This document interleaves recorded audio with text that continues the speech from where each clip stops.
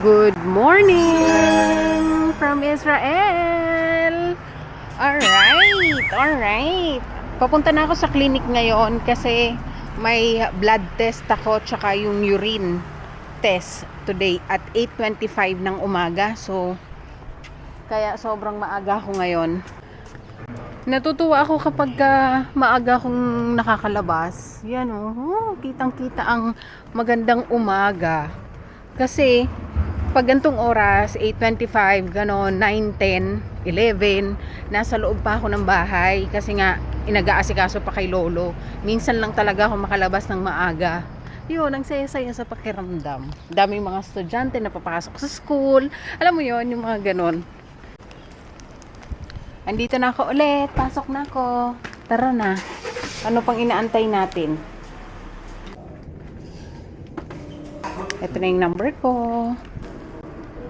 Tapos na ako. Ayan na.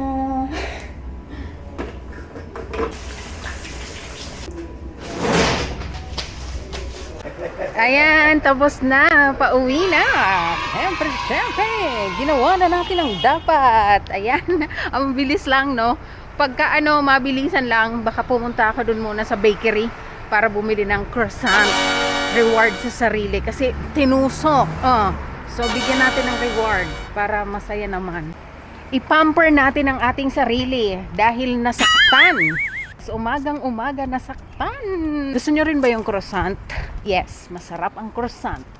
Ang tawag ko doon minsan, corazon. Corazon!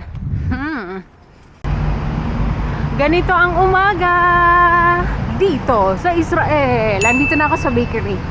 Ayan ang bakery. Gusto nyo ng tinapay? Yan. Mabilisan lang tayo. Bibili lang ako ng croissant. Ito na yung croissant. I will use card.